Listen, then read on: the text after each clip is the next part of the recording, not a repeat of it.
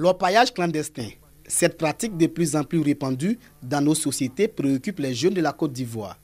À cet effet, le club de Bouaké, en partenariat avec l'ambassade des États-Unis, a procédé à la projection du film Perspective, un film documentaire qui traite de l'impact des activités minières irrégulières sur les populations de Côte d'Ivoire. Les populations sont malheureusement affectées par l'exploitation irrégulière des mines.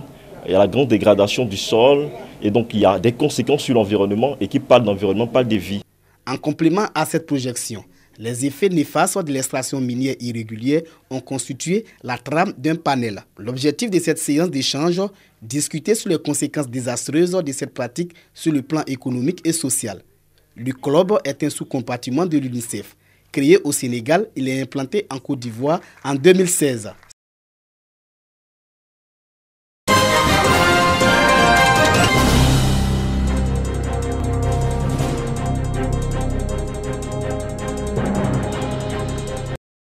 La mise en place d'une stratégie régionale de gestion intégrée des nuisibles du cotonnier, des risques de résistance aux insecticides, des risques d'intoxication et de pollution environnementale.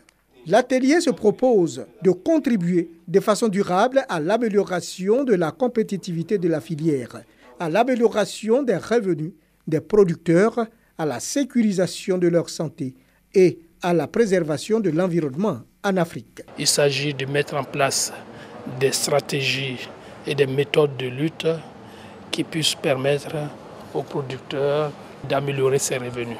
Il est recommandé au terme de cet atelier de prévenir et gérer les problèmes parasitaires phytosanitaires dans les zones de production cotonnière en Côte d'Ivoire. Prévenir et gérer la perte de sensibilité aux insecticides chez les insectes ravageurs émergents du cotonnier en Côte d'Ivoire. Il y a des nouveaux produits qui ont été évalués et qui se sont montrés efficaces contre les ravageurs du cotonnier. Il y a aussi des nouveaux programmes de protection qui ont été mis au point dans le cadre du projet, et ils ont estimé que ces nouveaux programmes peuvent être transférés en milieu paysan. Les responsables de la filière et la tutelle ont défini une nouvelle feuille de route pour le projet. Les acquis existent, cependant, de nouvelles priorités sont dégagées pour la filière en termes de recherche. Le CNRA et le FIRCA ont signé un contrat pour la mise en œuvre de la deuxième phase du PRPICA volet Côte d'Ivoire sur la période 2016-2019.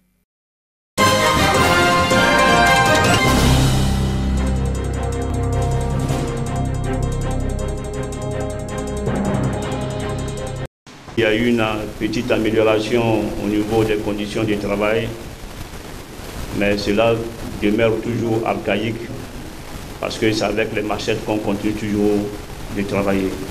Et c'est pour changer la donne que le Ciné-Agrici, le syndicat national des exploitants agricoles de Côte d'Ivoire, a initié une tournée de formation et de sensibilisation de ses membres.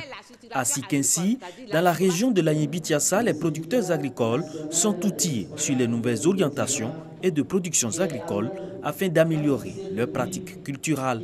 Les coûts de nos matières premières baissent de jour en jour, mais soyez rassurés. Le gouvernement, en collaboration avec les partenaires, est en train de trouver une solution par la transformation de 2/3 de nos produits d'exportation. Des planteurs, pour la plupart venus des différentes localités de la région, ont été également instruits sur le thème « Le planteur et le développement, mythe ou réalité ». Il s'est agi à travers ces échanges de répondre aux attentes de ces exploitants agricoles. Le syndicat national des exploitants agricoles de Côte d'Ivoire tend ses bras vers les autorités étatiques pour leur proposer son aide afin d'optimiser les rendements de l'action gouvernementale pour un développement.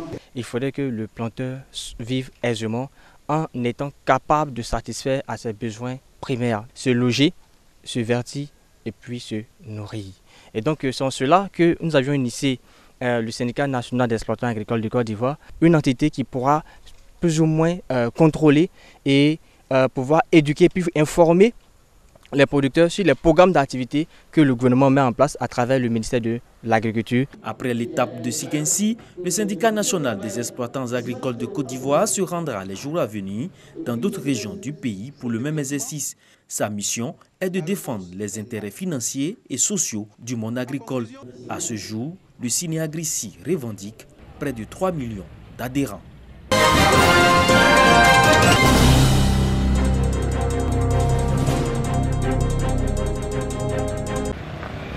Zaranou, sous-préfecture dans le département d'Abengourou. Dans cette localité, les femmes s'illustrent par leur esprit associatif. Ce sont des agricultrices issues de toutes les communautés vivant dans les villages et campements de Zaranou. La FEDEZ, association des femmes dévouées de Zaranou créée en 2014, est leur creuset d'union et le cadre de leur autonomisation. Après 5 années d'existence, cette association s'est bien établie, mais beaucoup reste à faire. La FEDEZ est à la recherche de soutien pour prospérer. Nous allons aider nos mamans. Nous allons solliciter toute la bonne volonté. On a créé notre association pour pouvoir aider nos maris à mettre les enfants à l'école. Donc on a fait les maraîchères. On compte encore faire d'autres encore de plus pour que notre association soit évoluée. Les femmes de Zaranou ont raconté aux populations, aux élus locaux et aux partenaires techniques et financiers, notamment la NADER et la GIZ, l'histoire de la naissance de leur association lors de la cérémonie de présentation officielle de la FEDEZ. Cette histoire commence en 2014 avec un fonds de 2 millions de francs CFA octroyé par la coopérative de Zaranou, la COPAZA, partenaire de l'association des femmes de Zaranou. À force de travail, la FEDEZ dispose aujourd'hui de 3 étangs piscicoles, 2 hectares de maraîchers, un champ de manioc, de maïs rouge et de bananes, de nectar chacun. Une diversification d'activités bénéfiques à l'association grâce à l'appui de la NADER et de la GIZ, coopération technique allemande.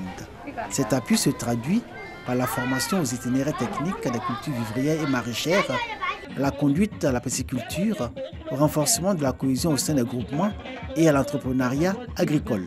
Nous travaillons avec les coopératives de cacao et les coopératives de cacao nous recommandent des femmes, des groupements de femmes en leur sein qui ont des liens avec la coopérative de cacao. Ils sollicitent une AGR pour ces femmes, on vient faire un diagnostic et en ce moment on identifie une activité génératrice de revenus durables pour ces femmes-là. C'est une belle expérience qu'il faut promouvoir dans la région. La NADER est encore prête, n'est-ce pas, à pouvoir leur apporter l'appui dans d'autres dimensions encore. L'association des femmes dévouées de Zaranou revendique près de 500 membres, engagés dans la lutte pour l'amélioration de leurs conditions de vie. Avec fierté, elles montrent qu'elles sont des actrices participant au développement économique, social et culturel de Zaranou.